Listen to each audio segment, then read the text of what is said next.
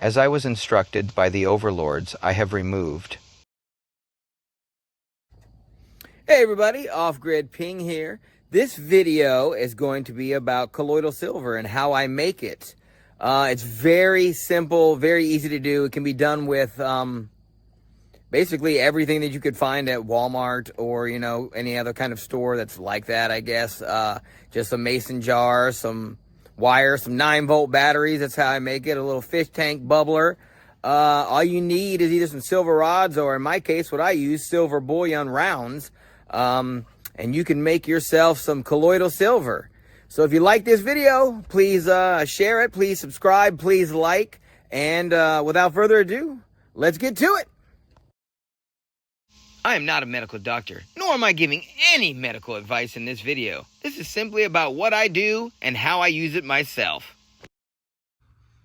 Alright, so colloidal silver, how I make it. Welcome to the inside of my kitchen, first of all here. So, let's go ahead and get into it. Things that we're going to need: a mason jar. I choose this one. It's 32 ounces because it makes it easy for how I do it and the chart I utilize.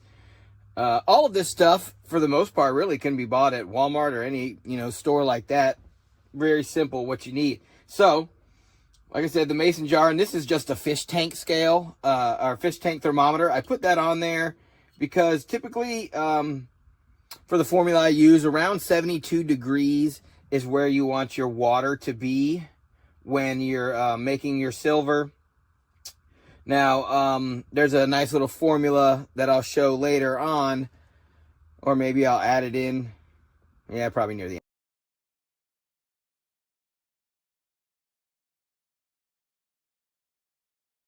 end. For time and temperature. So at 72 degrees and 32 ounces, I'll do mine for about 2 hours, and that'll get me at 20 parts per million. If you shorten it down to an hour and a half, it'll be around 15 parts per million. Or around 190 minutes will get you 30 parts per million. And then same goes for the temperature. If you increase it to 82 degrees, so 10 degrees higher, you can cut that time in half. And if it's 10 degrees lower, around 62 degrees, you're going to have to double the time. So, but we'll get into that shortly. So you got your mason jar with your thermometer, so you can tell what temperature the water is.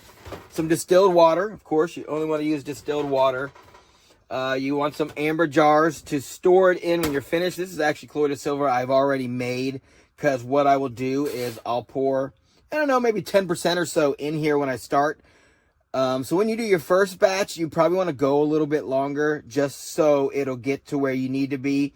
And then after that, I will use those batches to create my other batches, because since the particles are electrically charged, that will help the continuity in the water, and it will help for it to make the silver more easily, basically. So everything I have is in my little handy dandy box. You don't need one of these, but whatever. So got a voltmeter. We'll use the voltmeter to make sure that our batteries are fresh, because you want to be around, they say around 26 to 30 volts when you're making this. So if you have 3 9-volt batteries and you run them in series, that will be perfect. Sorry if my camera is shaking. It looks like it is shaking, probably because my floor is moving too much. But anywho, all right. Some coffee filters. I use those at the end when I'm filtering, just to make sure that any of the larger particles I get out. Some of these wires with alligator clips on them, you can either make them like I did these, or you could buy, I bought these other ones here. They came in like a 2 or 3 pack at Walmart for a couple bucks. I don't even remember. But I had wires and some alligator clips, so I had already made these as well. So we'll use those. All right, we'll go into our next part.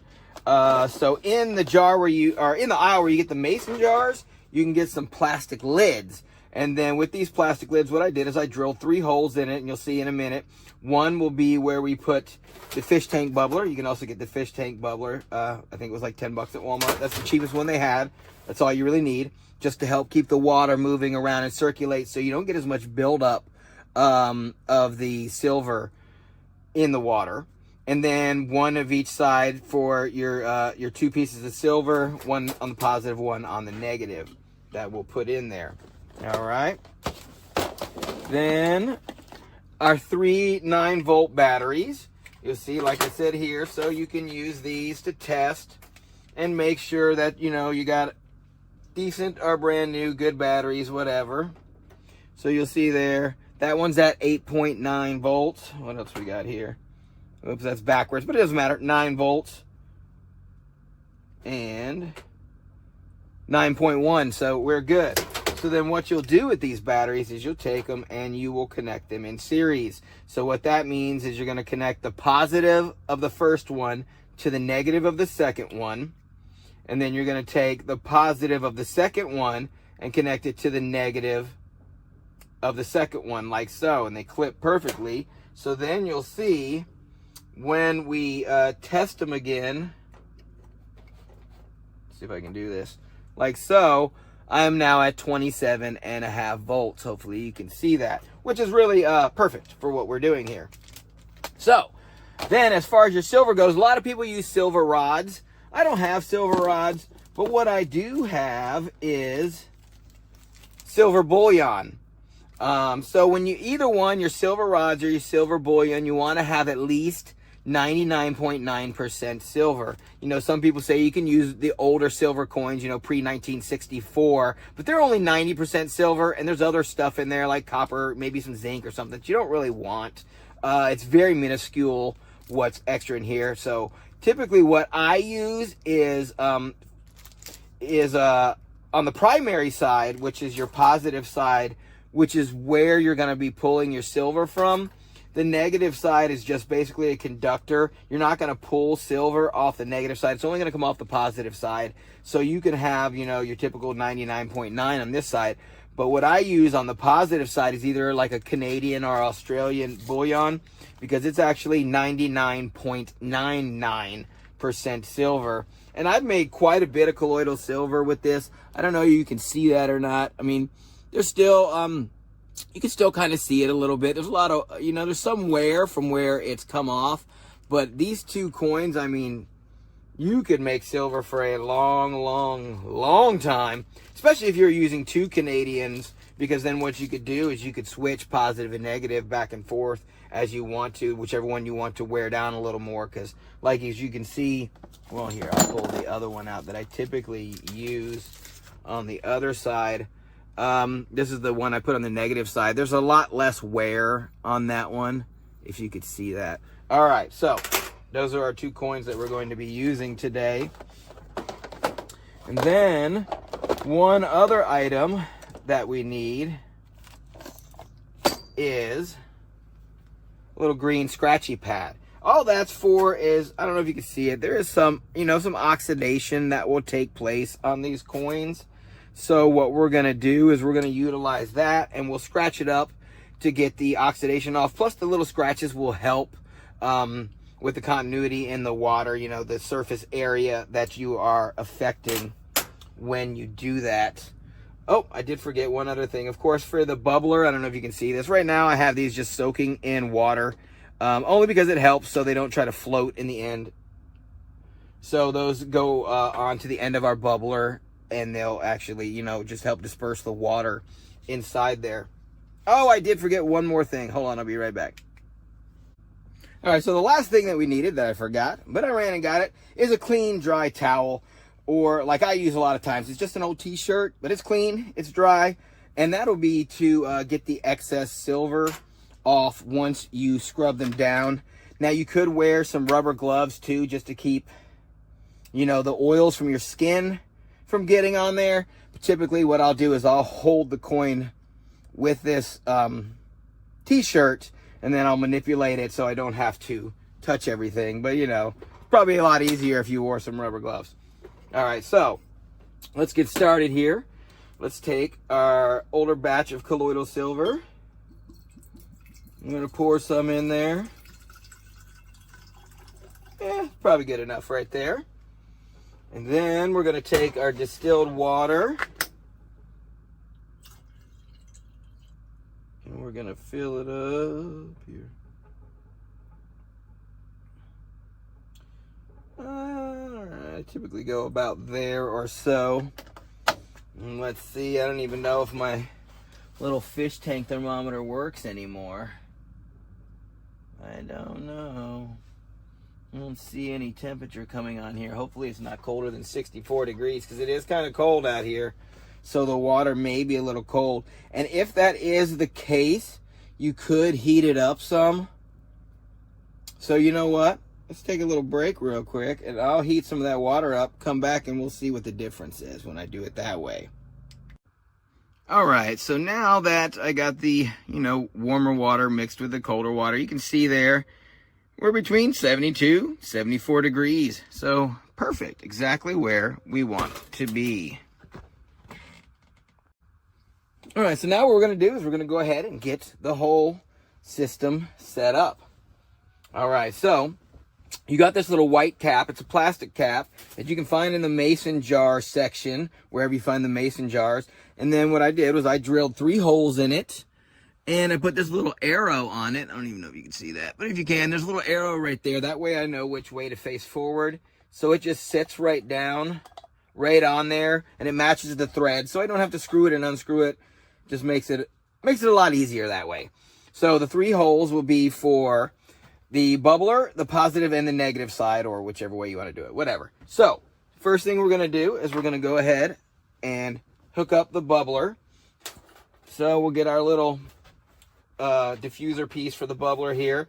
Take our pipe, run it through, and then we're going to go ahead and connect the bubbler here. And then since we're doing this before the power is turned on, just to be safe, you can get you a check valve, which is right here, just like any fish tank would have. It's a one-way valve, just in case so the water doesn't back up, go into your pump, and ruin your pump. And I do it that way just so the bubbles don't go flying everywhere as I'm opening and closing the lid until we get all set up. Then we're going to take our coins. So this is our negative coin, which is going to go on the negative side. And all we're going to do is take this green scrubby, and we're going to scuff it up. We're going to get it all the way around. You don't have to take off too much. You're just getting the oxidation off. And you'll be able to tell when you do it. You'll see the oxidation coming off. So you're going to get both sides of that. We're going to get all the way around it. And then we'll take and we'll rub it off with our clean cloth, a t-shirt, whatever you have. I don't know. Then we're going to take the first wire with alligator clip. This is the black one, so this will be on the negative side. So we're going to go ahead and put it here, and we'll just take it and just clip the edge of the coin like so, or the rod, or whatever it is that you're using. Then we're going to take the one that I use for the positive side, which is the one where the silver is going to come off of, which is 99.99% silver, and we're going to do the same thing. So we're going to go ahead and scrub it just to get the oxidation off. Turn it all around. Get the other side.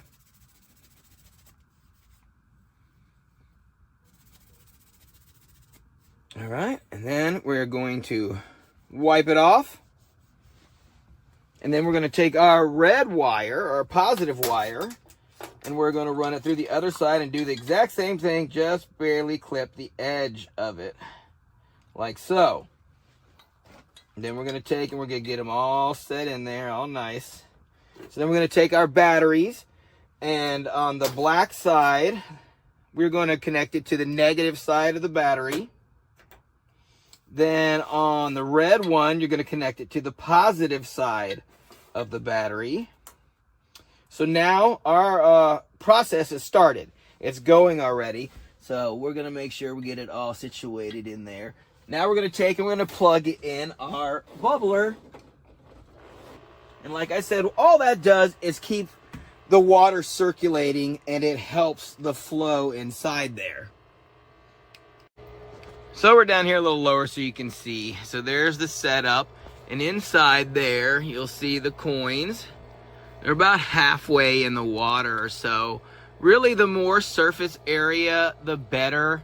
So I probably could add a little bit more water to that, and I probably will do that. Let's see. All right, so you added a little more water. So you see it's a little bit more than over half of the coin right now. And really, depending on how well you can situate the things on the top, you see there, okay, now it's in there nice. So what we're gonna do is we're gonna let this go for about 2 hours, and then we'll come back and we'll show you how to take it out of there and how to store it. All right, so here we are at about 2 hours in. Now what I'm gonna do, let's see, you probably can't see it with all the bubbles. I'm gonna turn the bubbles off real quick, so that way you'll be able to see the electrically charged silver that's floating around in there. Let's see, can you see that? See all that silver that's floating around in there? All right. That's how you know it's working. All right, so what we're gonna do now is we're gonna take it out and we're gonna pour it into the jars.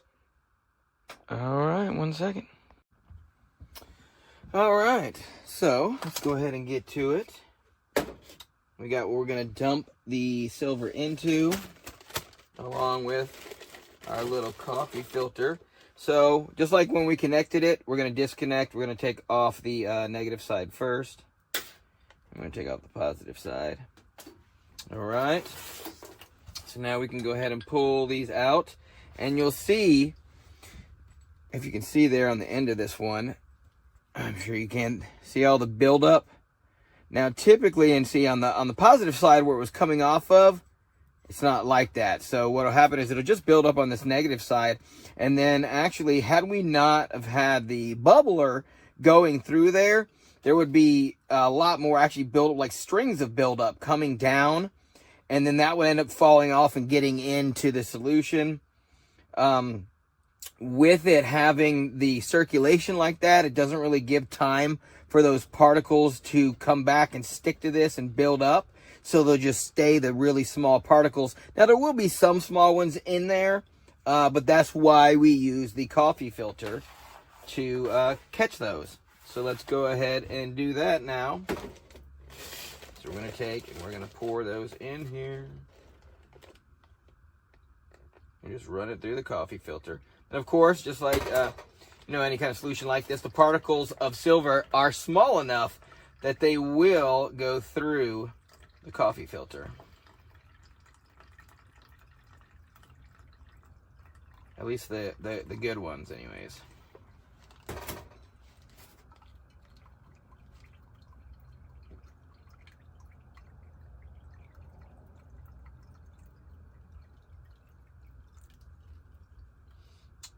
Now, what I do when I'm going to make another batch, and since I probably will go ahead and make another batch, is I would leave basically that same amount, like that 10% that we started with.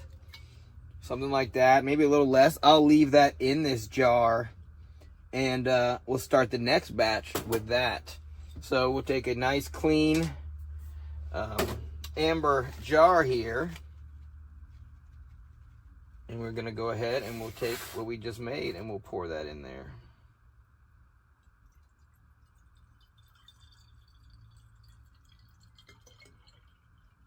And since these are smaller than 32 ounces, it will take more than one jar for a full batch.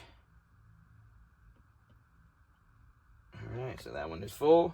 There, so you see there's that left plus that left, so which would go into another jar. All right, so take that. Now what we're going to do with this, since these particles are electrically charged, you do not want to refrigerate this. What you want to do is just store it in a cool, dry place. I don't know, kitchen cabinet or, wherever you want, just not a refrigerated place. Because what will happen is, just like anything else that's electrically charged, once it gets cold, those particles will slow down and they won't move around as much as they typically do, and then they'll ultimately end up sinking down to the bottom and losing their electrical charge and sitting on the bottom of this jar. So it won't do you any good. Now, something like this, in this jar like this, from the research I've done, will last years. Now, typically, I would use this probably, depending on how much I take it, you know, within a few months or so. So it wouldn't really matter. I wouldn't need it to last for years. But in a scenario, if you wanted to get ahead and you wanted to make a bunch of these jars, which I've done in the past, you know, before I give them away to people, or just to have in case you need them for some kind of crazy scenario.